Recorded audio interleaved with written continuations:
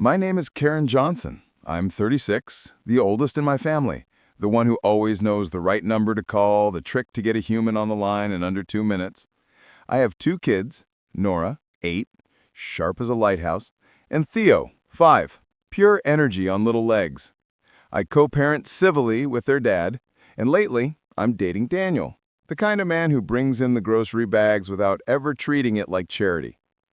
Then there's my sister, Jenna, 4 years younger, and the kind of energy that announces itself the moment she walks into a room. Usually that energy comes with consequences. The morning the ship horn blared at the port, I felt it coming. Nora tugged at my hand. "Is the pool open yet?" she asked. Theo bounced on his sneakers. "Can I see the slide?" The air smelled of salt and diesel, gulls slicing across the sky, families posing beneath a giant banner, wristbands catching the sunlight. We had none. Jenna stood at the rail, sunglasses on, projecting an aura like she already owned the day. She gave me a 2-fingered salute, her way of saying, "I'm busy being important." I kept my voice calm. "You told me the family cruise was booked for everyone. Connected cabins, one for me and the kids, one for you, one for Mom and Dad." Her smile tried to be kind, but didn't land. "Oops," she said, twisting her mouth like she expected laughter. And then she didn't. "Excuse me?" I asked. "They flagged the minors," she said, as if my children were luggage. "Our block's upgraded to the Serenity deck, adults only. Don't worry, there's a kids' club waitlist." "Waitlist?" Nora echoed, her lips pressed tight. Theo's small hand went cold in mine. Jenna shrugged. "Just for the first couple of days. We already turned in our boarding forms. You'll figure it out." Mom appeared then, smoothing her cardigan like fabric could iron out the truth. "Karen, don't make a scene," she said. "I'm trying to understand," I said, standing very still, because anger moves fast, and I needed to think. "Who booked the rooms?" "Obviously, they preferred one contact. You're always busy." Her bracelet flashed the cruise logo. Cute little ship. My parents had theirs. My kids didn't. I didn't. "Where are our passes then?" She tilted her head, sugar-coated voice. "The system wouldn't let me add children to our block. You know how these packages go. Guest services can maybe squeeze you in." Theo tugged my sleeve. "Do we get bracelets?"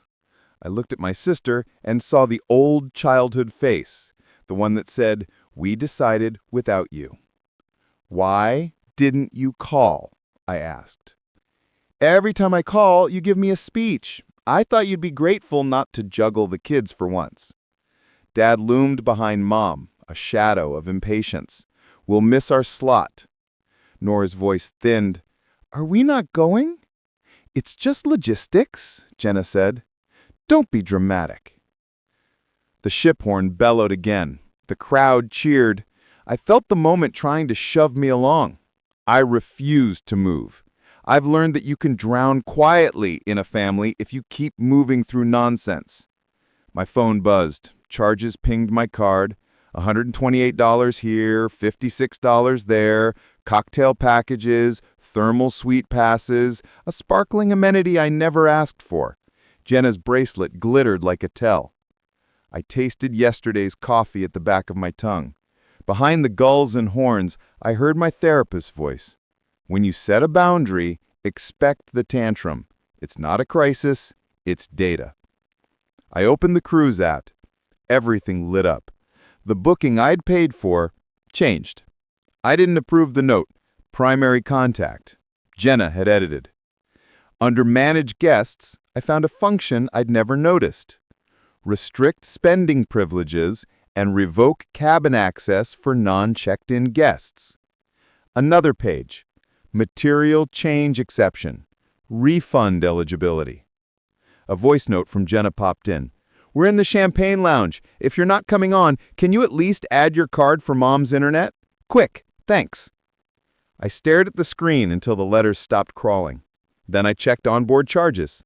Cabin 9124, Jenna, $12 beverage credit applied, $0 due. Cabin 9122, my parents. $12 beverage credit applied, $0 due. Cabin 1 and 36, Karen. Pending guest, not checked in. Tio leaned against me. Grandma's bracelet is shiny. I see it, I whispered. I see it all. The old machine revving. Jenna decides, Mom blesses, Dad says don't make a scene, and I get handed the bill and the blame. I could have smashed the red button and nuked everyone's access out of spite, but spite is loud and sloppy. Facts are clean. Nora's fingers threaded through mine. Are we in trouble? No, I said. We're fixing it. I walked to the far end of the dock, where the sound of the sea grew louder and phones grew quieter. I called the cruise line. Hold music tinkled like a lobby fountain. Then finally, a human voice. Hi, I'm the original payer on a family booking. After deposit, a secondary contact reassigned our cabins to an adults-only deck. I'm traveling with 2 minors. I need to remove my card as sponsor for cabins not traveling with my party and request a refund for non-compliant changes. Her keyboard clattered. Let me pull up your record. One moment. Okay, I see the deposit under your card. I also see the deck reassignment to the Serenity block initiated by a secondary contact. Traveling party includes 2 minors. That should not have been done without primary confirmation. I can annotate a material change exception and submit a refund. My hand stopped shaking. Facts are shelter. I opened the family chat and posted screenshots. I paid for a family trip. You changed it to exclude my children. I will not fund a vacation that erases them. I've withdrawn my sponsorship. The replies detonated. Mom, Karen, come on board. We'll talk in the lounge. Dad, why make trouble at the finish line? Jenna, a cyclone of texts I didn't open. The rep returned. Refund submitted. Cabins 9212 and 9124 no longer associated with my payment. Thank you, I said, feeling it. A cool cloth on a fevered forehead. Above us, Mom's voice sailed over the rail. Karen, come on, we'll fix it once you're on. No, I called back, calm. We'll fix it where the rules live. Jenna appeared at the rail, sunglasses flashing. Add the card back, you already paid. Why throw a fit now? Because there's no we in a trip that pretends my kids don't exist. Tio whispered, Are we going home? Not yet, I said. We're going to lunch. The ship horn bellowed again. People cheered. Not for us, but I felt the knot in my stomach loosen. Not because they were happy, but because I wasn't paying for their happiness anymore. I took my children's hands and turned away from the glittering staircase to the champagne lounge. Somewhere behind us, a text from Jenna vibrated. You'll regret this. Maybe I would, I thought. But I've never regretted telling the truth with receipts. Subscribe for more stories like this, where truth wins quietly but powerfully. The next morning, the sunlight poured through the motel's thin curtains, striping the carpet in golden lines. Theo was still asleep, sprawled across the bed like he owned half the world. Nora, on the other hand, sat cross-legged on the other side, crayons lined up meticulously, her little soldiers ready for inspection. I poured a mug of coffee, the bitter warmth grounding me, a contrast to the chaos of yesterday. Mom, Nora asked softly, looking up at me, do we still have a vacation? Yes, I told her, smiling, just not the kind that needs a boarding pass. We ventured out to a small diner nearby, faded photos of pancakes taped to the windows. The waitress greeted us warmly, calling everyone hun, a term that made the world feel softer for a moment. Coffee in hand, I watched my kids devour waffles dusted with powdered sugar. For the first time in weeks, my shoulders loosened. The phone stayed face down on the table, a quiet rebellion against the constant tug of family obligations. Then it buzzed. 23 new messages from the family group chat. Mom, Dad, Jenna, all piling in. Mom, your father and I can't believe you embarrassed us. Dad, you're really disappointed your mother. Jenna, you stranded us. Ship won't let us board again. And one that stood apart, quiet, simple. Daniel. Heard from you yet? You okay? I let out a small, almost imperceptible sigh. That was all that needed answering. I typed back. We're fine, just regrouping. The afternoon was spent at a public beach 10 minutes down the road. Nora built a crooked sand castle, proudly naming it Boundary Town. Theo pretended to be a shark, darting around the shallows, teeth bared in giggles. I sat under a tilted umbrella, letting the sun warm my face, phone buzzing occasionally with reminders of the storm we had left behind. Each notification was a ghost tugging at my sleeve, but I let them float past. Finally, curiosity and the lingering need for closure pushed me to open one message from Jenna. "You'll never be invited again." I smiled softly, a quiet laugh barely escaping my lips. "That's the point," I whispered to myself. Later that evening, Daniel called. His voice came warm through the static. "Hey, you okay?" "Yeah," I said, mostly tired. "I saw Jenna's posts. She's making it look like you backed out last minute and ruined everything." "Of course she is." There was a pause. "You know who liked Ristori?" he asked. "I know that tone," I said, frowning slightly. "Who?" "Kyla. His ex, the one who still pops up in notifications like a bad penny." I felt a faint tightening under my ribs. Small world. Jenna and Kyla had started following each other after the engagement party. Perfect. "Want me to say something?" he asked gently. "No," I said.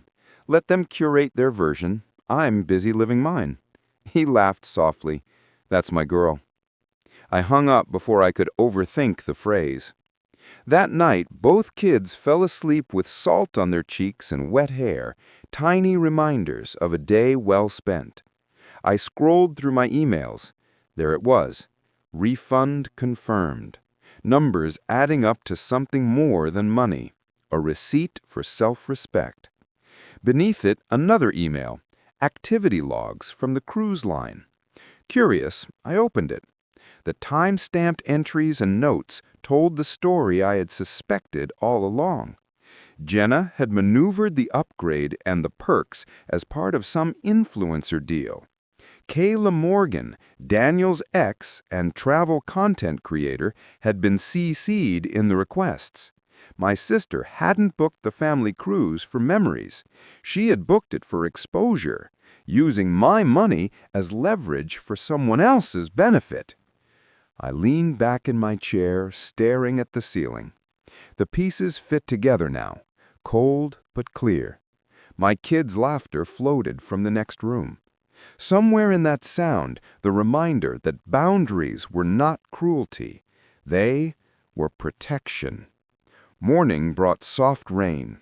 We packed the car and drove inland toward the lake. Nora pressed her small hands to the window, watching droplets race one another. "Do you think Aunt Jen is mad forever?" she asked. "Maybe," I said carefully, "but forever is usually shorter than people think." 2 hours later, we arrived at a cabin nestled among pine trees, small and wrapped in the scent of wood and calm. No glittering decks, no loudspeakers, no adults-only signs, just quiet. We lit a fire pit, roasted marshmallows, and traded bad knock-knock jokes until the kids wheezed with laughter. My phone vibrated, and Jenna was calling. I let it ring out. The voicemail followed. "Karen, you've made your point. Mom's crying, Dad's furious. Fix this before we dock." I ignored it. Another message came through from Daniel. "Heading up tomorrow. Brought snacks and extra towels." Just that. No guilt, no drama. That was the kind of text that felt like a door staying open, not a wall closing in. As dusk fell, Nora pointed toward the lake. "Look, Mom, it's like the sky fell down to rest." I smiled. "That's what peace looks like," I whispered. But even as the fire hissed low, my inbox chimed again.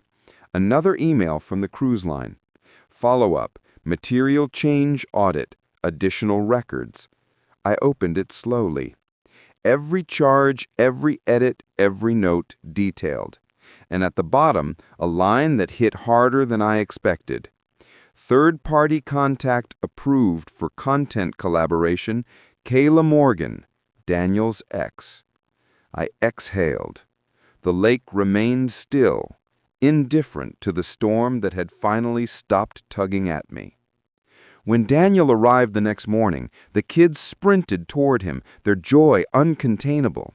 He stepped out of the car, grocery bags in hand, that lopsided grin steadying me more than I'd ever guessed. I brought cinnamon rolls and real coffee, not the kind that tastes like regret. I smiled, though my gaze stayed on the screen. Kyla Morgan stared back at me, an unwelcome echo of what my sister had tried to orchestrate. Inside, the cabin smelled of rain and maple syrup. Daniel cooked breakfast while Tio and Nora built forts from towels. He glanced at me, careful. "You saw it too?" "Yeah," I said. "She turned a family trip into a social media campaign, using my money." Daniel shook his head, almost imperceptibly. Betrayal squared. I laughed sharply, bitter and relieved all at once. They didn't like the line I drew, but they'll live. That afternoon, while the kids fished off the dock, I called the cruise line again. Janine answered. Her voice, calm and familiar, was a reminder that some people stayed in their lane. "I need full transaction logs," I said, "including any notes about media or promotional arrangements linked to my booking." Janine hesitated. "Unusual, but since you're the primary payer, I'll send the expanded report." When the file arrived, my stomach clenched. Influencer comp applied, Serenity Deck upgrade, collaboration proposed via secondary contact, Jenna Hart, guest plus external liaison, Kayla Morgan, media partner. The timestamps matched the night Jenna had texted me asking me to cover gratuities. They had sealed the deal before I could even say yes. I stared at the screen until my reflection blurred against the lake behind me. My kids' laughter reached across the water, grounding me in reality. Boundaries weren't cruelty, they were protection. That evening, Daniel built a fire. Sparks danced toward the violet sky.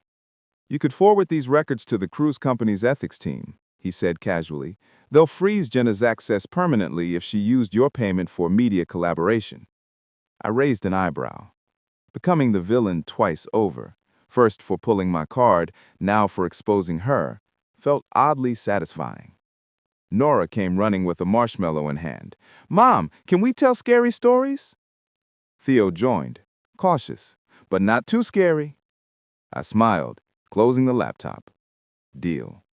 As we told stories about brave foxes and lazy ghosts, the noise of my family faded. For the first time in years, I wasn't waiting for approval from people who mistook control for love. Later, after the kids fell asleep, Daniel joined me on the porch swing. Crickets filled the air.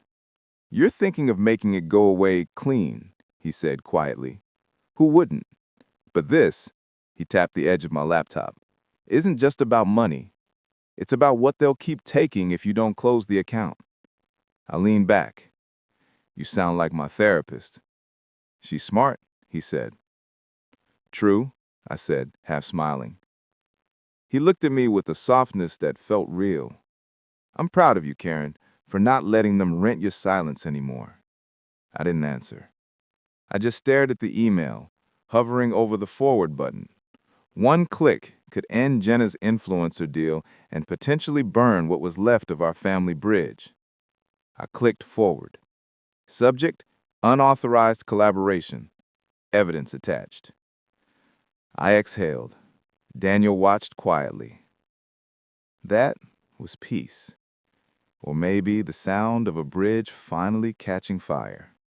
Even as the lake reflected calm, the fallout was far from over. Jenna's suspension was just the beginning, and the messages from my family promised the storm wasn't done. The next morning, the lake was misty, the sun trying to pierce through in thin golden slivers. I sat on the porch with my coffee, watching Nora and Theo chase each other through puddles. The peace of the cabin felt fragile, like glass that could shatter with one wrong move, but it was ours. Then my phone buzzed, a notification from the cruise line. Jenna Hart's access suspended pending review. Third-party collaborations flagged. I let out a long breath. Finally, the first ripple of justice. But that calm didn't last. A text from Mom appeared. "Mom, your father and I demand an explanation. You humiliated your sister. You owe an apology." I stared at it, coffee cooling in my hand. Then another. "Dad, this behavior is unacceptable. Fix it immediately." I set the phone down. Theo ran past, squealing, followed by Nora, dragging a muddy stick like a sword. My kids' laughter reminded me of what truly mattered. I ignored the texts and walked to the dock, letting the mist coat my hair. Daniel joined me quietly, a silent support. "Want me to handle it?" "No," I said. "I need them to see the truth." By noon, the emails from the cruise company had multiplied. Each one detailed Jenna's unauthorized collaboration, the perks she had attempted to manipulate, and the media partnerships she had tried to exploit. I forwarded the evidence to the ethics team, with a careful note explaining the situation. While we waited for a response, Daniel suggested we take the kids hiking. The trail was rugged, pine needles crunching underfoot. Nora kept asking questions, pointing out birds and bugs, while Theo tried to jump every puddle. Their excitement grounded me, a reminder that my family wasn't defined by toxic siblings or parental pressure. By evening, the cruise company's reply arrived. Actions taken. Jenna Hart's collaboration privileges revoked. Unauthorized charges refunded. I exhaled. Finally, some closure. But peace is rarely absolute. My phone buzzed again. This time it was a different kind of storm. Jenna herself. "Jenna," text. "You've gone too far. Mom's crying. Dad's furious. You'll regret this." I didn't respond. Instead, I sent one message to Daniel. "Stay close. They won't stop." Night fell. The kids slept, curled up under blankets, oblivious to the chaos beyond the cabin. Daniel and I sat by the fire pit, embers glowing, the lake reflecting a silver moon. "They'll keep pushing," he said softly, "but you've drawn a line." "I know," I said, "and I won't cross it." The next day brought a call from Daniel's office. Kayla Morgan had contacted them, curious about the public fallout. The moment her name popped up, I knew Jenna's plan was unraveling completely. My kids' laughter echoed from the living room as I ignored it, focusing instead on preparing a clear record of everything. By the time the family group chat erupted again, Mom pleading, Dad lecturing, Jenna whining, I had one final message ready. Boundaries exist for a reason. You crossed them. We're done discussing this until you respect that. Silence followed. For the first time in months, real silence. Daniel leaned back in the chair next to me. "You did it," he said. "We did it," I corrected. "Together." And in that moment, with the lake calm, the kids' laughter ringing, and the storm finally spent, I realized something important. Family isn't always the people who claim to love you. Sometimes, family is the people who protect you, even when the world pushes back. The cabin grew dark, but the fire pit glowed warmly. I let my mind rest. The messages, the chaos, the manipulation, they couldn't reach me here. I had chosen my peace, and nothing could take it away. As the final sparks floated into the night, I whispered to the lake, Some people only shine when they take from others. I'll shine by keeping my family safe. And for the first time, I felt the full weight of freedom, not the freedom of escape, but the freedom of choosing what and who mattered most.